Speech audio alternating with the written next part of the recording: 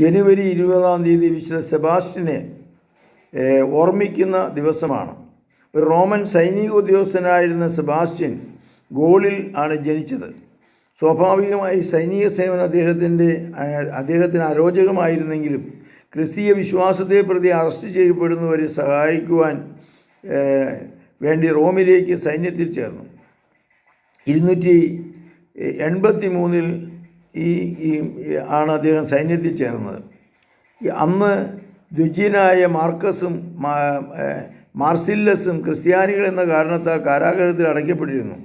ബന്ധുജനങ്ങളുടെ പ്രേരണയാൽ രക്തസാക്ഷിത്വം ഉപേക്ഷിച്ച് മതത്യാഗത്തിന് തയ്യാറായിക്കൊണ്ടിരുന്ന ഈ ഇണപ്രാക്കളെ സെബാസ്റ്റ്യൻ ജയിലിൽ പോയി ധൈര്യപ്പെടുത്തി. ജയിലിൽ വെച്ച് അദ്ദേഹം ചെയ്ത ഉപദേശം ജയിൽവാസികളുടെ ഹൃദയത്തെ കടാതെ ആകർഷിച്ചു. നിക്കോസ്ട്രാസിൻ്റെ ഊമയായിരുന്ന ഭാര്യയെ അദ്ദേഹം സുഖപ്പെടുത്തി. 12 ജയിൽവാസികൾ മാനസാന്തരപ്പെട്ടു. മാർക്കസിൻ്റെയും മാർസില്ലസിൻ്റെയും പിതാവ് ട്രീമായിലായിരുന്നു. ജ്ഞാനസ്നാനം സ്വീകരിച്ചതോടെ അദ്ദേഹം വാതരോഗം സുഖപ്പെട്ടു. ഇക്കാര്യങ്ങളെല്ലാം ഗ്രഹിക്കാനിടയായ റോമൻ ഗവർണർ മാനസാന്തരപ്പെട്ടു. സെബാസ്റ്റ്യൻ്റെ കരങ്ങളിൽ നിന്ന് ജ്ഞാനസ്നാനം സ്വീകരിച്ചു. 285 ഡയക്ലീഷ്യൻ റോമൻ ചക്രവർത്തിയായി. അദ്ദേഹം സെബാസ്റ്റ്യനെ അംഗരക്ഷക സൈന്യത്തിലൊരു അംഗമാക്കി. 3 വർഷം ഇങ്ങനെ കഴിഞ്ഞു. ക്രൊമേഷ്യസും മകനും റോമിൽ നിന്ന് പലായനം ചെയ്തുവെങ്കിലും അവരെയും സെബാസ്റ്റ്യനെയും ടോർക്കസ് ഒരു മതത്യാഗി ഒറ്റിക്കൊടുത്തു. തിബൂർത്തിയൂസിൻ്റെ തല വെട്ടിക്കളഞ്ഞു. ക്രൊമേസിനെയും വധിക്കപ്പെട്ടു. സെബാസ്റ്റ്യനോട് ജൂപ്പിറ്റർ ദേവനെ ധൂപം സമർപ്പിച്ച് ജീവൻ സംരക്ഷിക്കുവാൻ ചക്രവർത്തി നൽകിയ ഉപദേശം അദ്ദേഹം അവജ്ഞാപൂർവ്വം തിരസ്കരിച്ചു.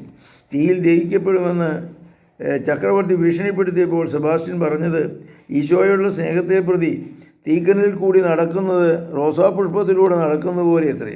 സെബാസ്റ്റ്യനെ അമ്പെയ്ത് കൊല്ലുവാൻ ചക്രവർത്തി ആജ്ഞാപിച്ചു. കാതകൻ സെബാസ്റ്റ്യനെ ഒരു മരത്തിൽ വരിഞ്ഞു കെട്ടി അമ്പെയ്തു മരിച്ചു എന്ന് കരുതി ആരാച്ചാർ സ്ഥലം വിട്ടു.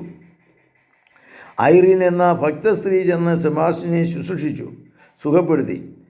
സെബാസ്റ്റ്യൻ മരിച്ചില്ലെന്ന് കേട്ടപ്പോൾ ഇരുമ്പുവടി കൊണ്ട് അദ്ദേഹത്തെ അടിച്ചു കൊല്ലുവാൻ ചക്രവർത്തി ഉത്തരവിട്ടു.